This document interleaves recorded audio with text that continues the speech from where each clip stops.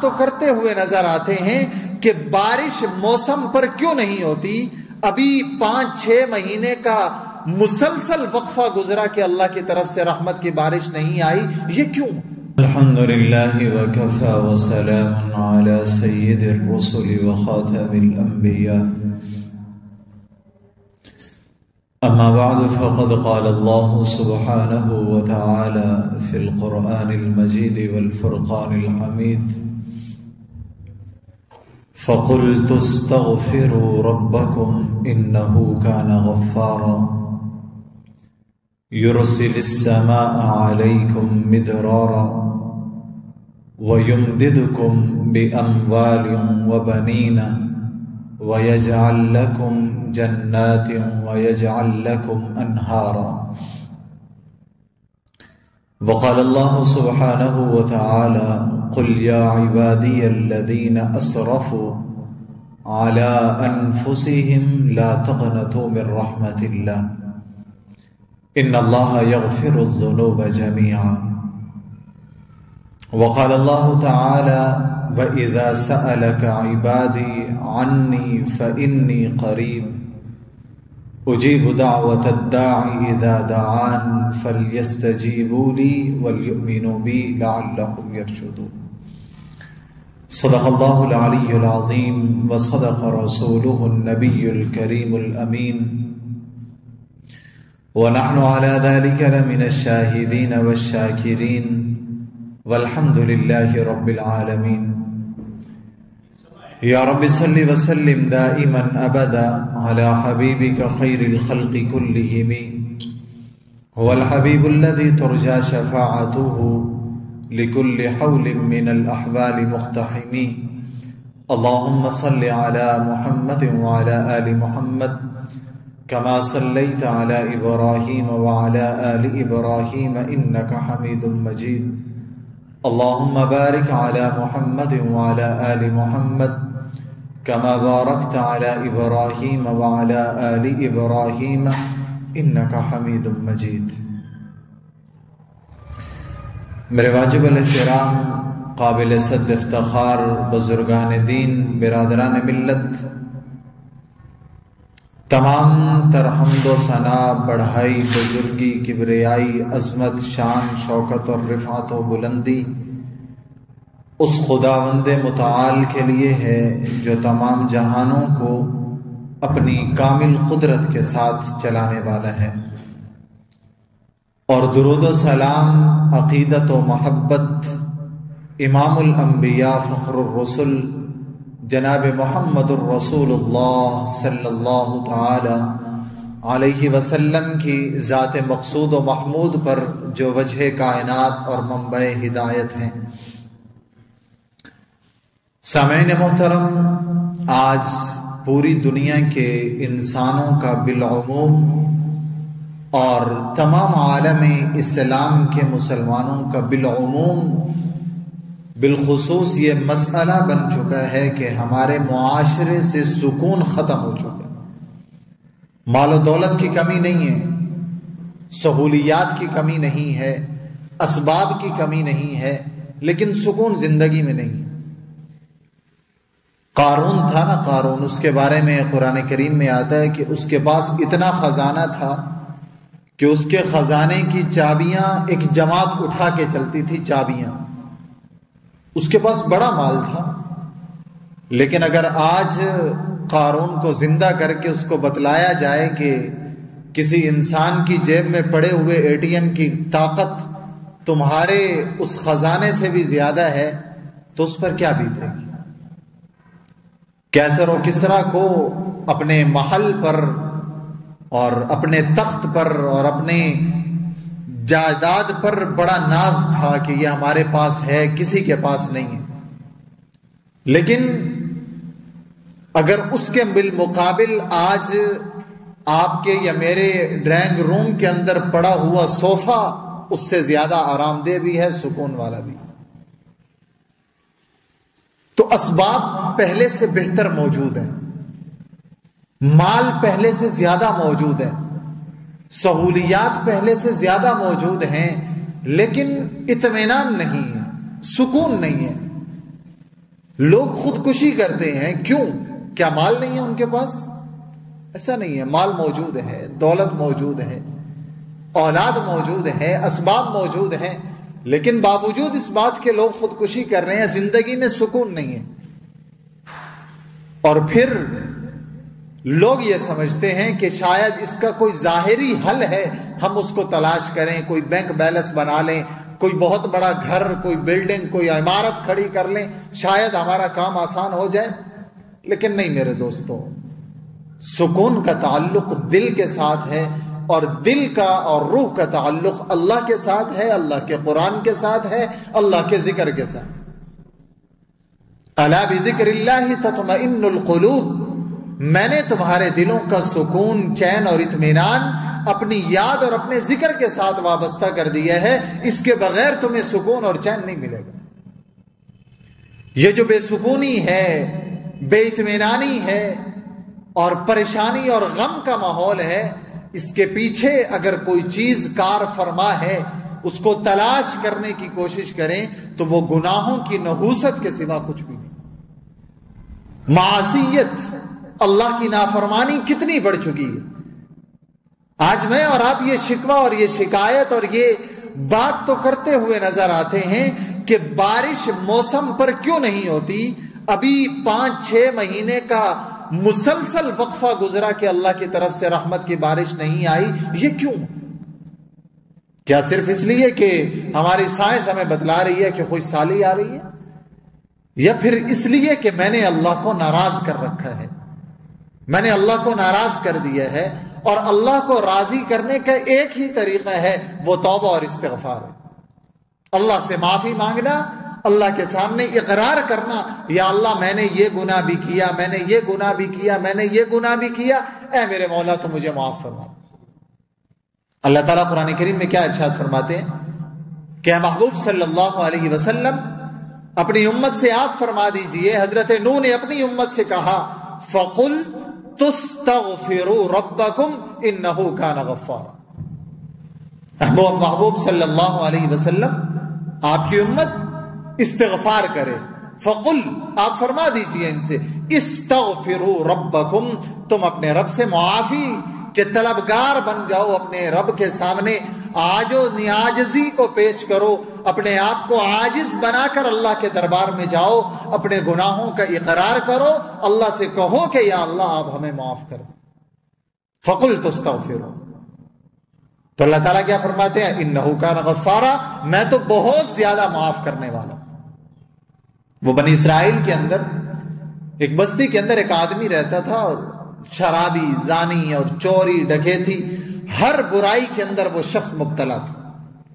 لوگ اس کو سمجھاتے بھائی ایسا نہ کیا کرو، معاشرے کا، ہماری سوسائٹی کا، ہمارے محلے کا، ہمارے علاقے کا تم ماحول خراب کر رہے ہو، ہمارے ہاں ماں بہن بیٹی کی عزت محفوظ نہیں ہے، تمہاری وجہ سے ہمارا مال محفوظ نہیں ہے، اور تم شراب کے نشے میں دھت ہو کر طرح طرح کی برائیوں میں مبتلا ہو جاتے ہو۔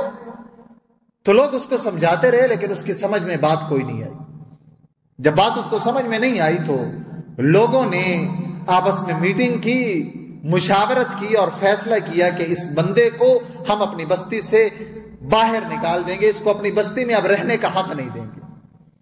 اس کو بستی سے باہر نکال دیا کہ آج کے بعد تم اگر اس بستی میں نظر آئے تو ہم تمہیں مار دیں گے، قتل کر دیں گے۔ اب جب وہ بستی سے نکل گیا تو دور کسی ویرانے کے اندر، کسی جنگل کے اندر جا کر اپنا پڑاؤ کیا، کوئی کھانے پینے کا سامان جو ساتھ میں تھا وہ کھایا، 2 دن 4 دن، ہفتہ 10 دن گزرے، اور اس کو بیماری نے آ کر پکڑا۔ بخار کی شدت ہے، بیماری ہے، اور اکیلا جنگل کے اندر پڑا ہوا ہے، نہ کوئی پوچھنے والا، نہ کوئی دوائی دینے والا، نہ کوئی تیمارداری کرنے والا، کچھ بھی نہیں۔ اب اس حالت کے اندر جب بیماری نے صحیح شدت کے ساتھ حملہ کیا تو زمین پر پڑا ہے، بھوکا پیاسا ہے، کوئی چیز کھانے کے لیے نہیں ہے، کوئی چیز علاج کے لیے موجود نہیں ہے، آنکھوں سے آنسو جاری ہو۔ اور جب آنکھوں سے آنسو جاری ہوئے تو یوں آسمان کی طرف دیکھتا ہے اور کہتا ہے کہ میرے مولا، میری بیوی نے مجھے چھوڑ دیا، میرے بچوں نے چھوڑ دیا، ماں باپ نے چھوڑ دیا، بہن بھائیوں نے، قوم قبیلے خاندان نے، سب کچھ نے چھوڑ دیا. آج اس جنگل کے اندر تنے تنہا تیرے دربار کے اندر پڑا ہوا ہوں. 2 باتیں آپ کی خدمت میں عرض کرتا ہوں، اگر دل چاہے تو معاف کر دینا، نہ دل چاہے تو سزا دے دینا. اب وہ اللہ تعالیٰ سے باتیں کر رہے ہیں. یا اللہ، میں نے جرم کیا ہے، میں نے گناہ کیا ہے، میں اقرار کر رہا ہوں، اور اس اقرار کے بعد اگر مجھے معاف کرنے پر آپ کی شان قہاری کے اندر، آپ کی عظمت اور کبریائی کے اندر کمی آتی ہے تو آپ مجھے سزا دیں، میں سزا کا مستحق، آپ مجھے سزا دیں. لیکن میرے مولا، اگر معاف کرنے پر، درگزر کرنے پر، میری لغزش اور میری غلطی خطا کو معاف کر دینے پر آپ کی حکومت میں، آپ کی سلطنت میں، آپ کے اختیارات میں، آپ کی دنیا میں، آپ کے خزانوں میں اگر کسی چیز کی کمی نہیں آتی تو میں آپ سے آپ کی رحمت کا سوال کرتا ہوں، آپ کی مغفرت کا سوال کرتا ہوں. اب یہ بندہ وہاں جنگل کے اندر تنے تنہا، کوئی آس پاس موجود نہیں ہے، اللہ سے باتیں کر رہا ہے، اور اسی اثنا کے اندر توبہ اور استغفار کرتے ہوئے اس کی روح اس کے بدن سے نکل گئی اور وہ مر گیا. جب وہ مر گیا تو اللہ تعالیٰ نے حضرت موسیٰ علیہ السلام پر وحی نازل کی. حضرت جبرائیل کو بھیجا کہ جا کر میرے کلیم سے کہو کہ فلاں جنگل کے اندر میرا ایک دوست ہے جو مر گیا، جاؤ اور جا کر اس کی تجہیز و تکفین کرو، اس کے کفن دفن کا انتظام کرو، اس کی قبر کا انتظام کرو. حضرت موسیٰ علیہ السلام نے اعلان کیا، سارے لوگ دوڑ پڑے، اور ساتھ میں ایک اور اعلان کیا کہ جو بندہ اس کے نماز جنازہ میں شریک ہوگا میں اس کی بخشش کر دوں گا، اس کو بھی معاف کر دوں گا. اب لوگ دوڑے ہوئے چلے، کون اللہ کا ولی ہے، اللہ کا دوست ہے، اللہ کا برگزیدہ بندہ ہے، جاؤں ہم بھی جائیں اس کے جنازے میں شریک ہوں. جب وہاں پہنچے اور جا کر دیکھتے ہیں تو پیچھے ہٹ گئے. یہ بندہ حضرت موسیٰ علیہ السلام سے کہا کہ حضرت ہو سکتا ہے آپ کو پتہ غلط پتہ، آپ کو سمجھ نہ آئی ہو، کسی اور جنگل کی بات ہو. تو یہ تو وہ آدمی ہے جس کو گناہوں کی وجہ سے، جرائم کی وجہ سے ہم نے اپنی بستی سے نکالا، اور اللہ نے کہا ہے کہ میرا دوست مرا ہے، یہ اللہ کا دوست تو نہیں ہے. حضرت موسیٰ علیہ السلام نے اللہ تعالیٰ سے سوال کیا، یا اللہ، لوگ یہ کہہ رہے ہیں، آپ کا حکم یہ ہے، مجھے بتلائیں کیا کرنا. تو اللہ تعالیٰ نے فرمایا کہ موسیٰ، یہ جو لوگ کہہ رہے ہیں یہ سچ کہہ رہے ہیں، یہ زانی بھی تھا، یہ شرابی بھی تھا، یہ جواری بھی تھا، لوگوں کے عزتوں کے ساتھ بھی کھیلتا تھا، چوری ڈکیتی بھی یہ کرتا تھا، سارے عیب اس کے اندر موجود تھے، لیکن اس جنگل کی تنہائی کے اندر اس نے مجھے راضی کر لیا، اور اب میں اپنی رحمت کے ساتھ، اپنی عظمت اور کبریائی کے ساتھ یہ اعلان کرتا ہوں کہ جو اس کے جنازے کے اندر شریک ہوگا میں اس کی بھی مغفرت کر دوں. تو کوئی ہو تو صحیح مانگنے والا. کیا فرمایا؟ فَقُلْتُ اسْتَغْفِرُوا رَبَّكُمْ، تم اپنے رب سے استغفار کرو، توبہ کرو، اِنَّهُ كَانَ غَفَّارًا، وہ تمہیں معاف کر دے. اور جب تم استغفار کرو گے، جب توبہ کرو گے صدق دل سے، ایک تو یہ کہ اللہ گناہوں کو معاف کر دیں گے، دوسرا بہت بڑا انعام جو کرے گے اللہ تعالیٰ، وہ کیا ہے؟ یرسل السماء علیکم مدرارا، اگر تم گناہوں پر توبہ کرتے رہو گے تو میں آسمانوں سے مسلادھار موسم کے مطابق بارشیں نازل کروں. یرسل السماء علیکم مدرارا، بارشیں دوں گا. وَيُمْدِدْكُمْ بِأَمْوَالٍ وَبَنِينَ، اگر تم استغفار کرو گے، اگر تم توبہ کرو گے، اپنے گناہوں کا اعتراف کر کے مجھ سے معافی مانگو گے، تو اس کے بدلے میں تمہیں بارشیں دوں گا، تمہیں مال دوں گا، تمہیں بیٹے دوں گا.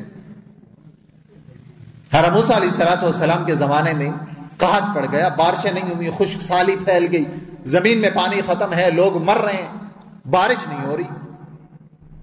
تو بنی اسرائیل جمع ہو کر حضرت موسیٰ علیہ السلام کے پاس آئے اور کہا کہ دعا کریں اللہ تعالیٰ سے، بارش نہیں ہو رہی، جانور مر رہے ہیں، بچے پیاس سے مر رہے ہیں.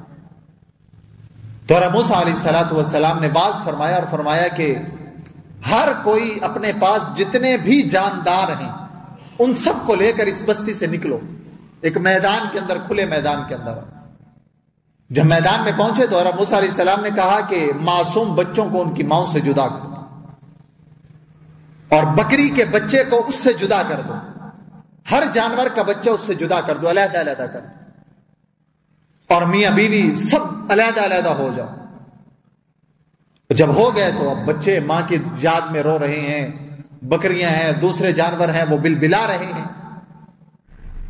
تو اس وقت پر حضرت موسیٰ علیہ السلام نے دعا کی. جس طرح ہمارے ہاں نماز استسقاء ہے، بارش کے نہ ہونے پر دعا ہے، استغفار ہے، نماز ہے، اسی طرح انہوں نے بھی دعا کی، نماز پڑھی. اور نماز جب پڑھ چکے، دعا کی، بارش کی، تو اللہ تعالیٰ نے پیغام بھیجا، موسیٰ تمہارے اس لشکر کے اندر، اس مجمع کے اندر ایک بندہ ایسا ہے، اگر وہ بندہ یہاں سے نکلے گا تو بارش دوں گا، اگر وہ نہیں نکلے گا تو بارش نہیں دوں گا. یمددکم باموال وبنین، اگر وہ نہیں جائے گا میں بارش نہیں دوں گا. حضرت موسیٰ علیہ السلام جلالی پیغمبر تھے، منبر پر کھڑے ہوئے اور کہا کہ کون ہے وہ آدمی جس نے اللہ کو ناراض کر رکھا ہے، جس کی وجہ سے بارش رکی ہوئی ہے. اللہ کا حکم ہے کہ وہ بندہ اس مجمع سے اٹھ کر چلا جائے، اگر وہ نہیں جائے گا تو بارش نہیں ہوگی. اور اس بندے کو پتا ہے کہ ہاں میں ہوں، میری وجہ سے بارش نہیں ہو رہی. تو حضرت موسیٰ علیہ السلام نے اعلان کیا اور استغفار کے اندر لگ گئے، توبہ کر رہے ہیں، یا اللہ معاف فرما. اسی دوران میں وہ بندہ جو مجرم تھا، اس نے دل ہی دل میں اللہ سے باتیں کی، یا اللہ تو ستار ہے، تو عیبوں کو چھپانے والا ہے، تو مہربان اور کرم کرنے والا ہے. یہ کیا آج میرے گناہوں کا معاملہ تیری ذات کے ساتھ ہے، بندوں کے سامنے مجھے رسوا کرنے کا کیا طریقہ؟ اللہ تعالیٰ سے باتیں کی. اور پھر روایات میں آتا ہے کہ اس کی آنکھوں سے 2 آنسو کے قطرے نکلے، اور ایک روایت میں آتا ہے کہ مکھی کے سر کے برابر اس کی آنکھوں سے آنسو نکلے. جب اس کی آنکھوں سے آنسو بہ پڑے تو کہنے لگا، یا اللہ میں اپنے تمام گناہوں کا اعتراف کرتا ہوں اور صدق دل سے توبہ کرتا ہوں، میرے مولا میری ستاری کی چادر کو چاک نہ کر. اللہ نے مجھے اور آپ کو نوازا ہوا ہے نا، اپنی ستاری کی چادر میں چھپا رکھا ہے. کتنے گناہ ہیں جو میں اور آپ صبح سے لے کر شام تک کرتے ہیں، اگر میرا رب یہ چادر ہٹا دے شاید ہم کسی انسانی مہذب مجمع کے اندر بیٹھنے کے بھی قابل نہ. تو اللہ تعالیٰ کا کرم ہے، اللہ نے چھپا رکھا ہے. تو وہ آدمی کہنے لگا، یا اللہ اپنی ستاری کی چادر کو چاک نہ کر، میں توبہ کرتا ہوں، صدق دل سے معافی مانگتا ہوں. اب یہ بندے اور خدا کے درمیان میں بات ہو رہی ہے. اسی دوران میں بارش ہونا شروع ہو گئی، وہی بارش ہونا شروع ہو گئی، اور اتنی بارش ہوئی، پانی پانی ہو گئی. حضرت موسیٰ علیہ السلام اللہ تعالیٰ سے ہم کلام ہوئے، یا اللہ بندہ نکلا کوئی نہیں یہاں سے، مجمع میں سے کوئی بھی باہر نہیں گیا، اور آپ نے کہا تھا کہ جب تک وہ بندہ نہیں نکلے گا بارش نہیں دوں گا. تو بندہ نکلا کوئی نہیں، بارش آ گئی. تو اللہ تعالیٰ نے فرمایا کہ پہلے جس کی وجہ سے بارش کو روکا ہوا تھا اب اسی کی وجہ سے بارش دی. حضرت موسیٰ علیہ السلام نے پوچھا، یا اللہ وہ کیسے؟ کہا کہ پہلے میں اس سے ناراض تھا، اب اس نے مجھے ایسا راضی کیا ہے، اس نے مجھ سے ایسی باتیں کی ہیں کہ میں نے اسی کی دعا سن کر، اسی کی استغفار سن کر، اسی کی توبہ کو دیکھ کر فوراً بارش عطا. حضرت موسیٰ علیہ السلام فرمانے لگے، یا اللہ اس بندے کا نام تو بتا. تو اللہ تعالیٰ نے فرمایا کہ موسیٰ جب وہ مجھ سے ناراض تھا میں نے تب اس کا راز نہیں کھولا، اب تو وہ مجھ سے راضی ہو گیا ہے، اب میں اس کا راز کیسے تمہیں بتلاؤں. تو میرے دوستو، روح کا تعلق اور دل کا تعلق اللہ کے ساتھ ہے. اگر یہ گناہوں میں لتھڑی ہوئی ہے، جس طرح بدن وزن اٹھانے سے تھک جاتا ہے، اسی طرح روح بھی گناہوں کا بوجھ اٹھانے سے تھک جاتی ہے. یہ جو ہم دنیا میں سکون تلاش کر رہے ہیں، یہ بے سکونی ہے، بے قراری ہے، پریشانیوں نے گھیر رکھا ہے ساری امت کو. اس کی بنیادی وجہ میرے اور آپ کے گناہوں کی کثرت ہے، اس نے آسمان سے بارشوں کو روک رکھا ہے، زمین سے غلے کو روک رکھا ہے۔ تو اللہ تعالیٰ نے کیا فرمایا؟ فَقُلْتُ اسْتَغْفِرُوا رَبَّكُمْ، اگر تم اپنے رب سے استغفار کرو گے، توبہ کرو گے، اِنَّهُ كَانَ غَفَّارًا، تمہارا رب تمہیں معاف کر دے گا۔ اور دوسرا کام، يُرْسِلِ السَّمَاءَ عَلَيْكُمْ مِدْرَارًا، اللہ تعالیٰ تمہارے اوپر موسلادھار بارشیں موسم کے مطابق بارشیں برسائے گا، رحمت کی بارشیں برسائے گا۔ يُرْسِلِ السَّمَاءَ عَلَيْكُمْ مِدْرَارًا، اور آگے فرمایا وَيُمْدِدْكُمْ بِأَمْوَالٍ وَبَنِينَ، اور اللہ تمہیں مال بھی دے گا اور تمہیں بیٹے بھی دے گا۔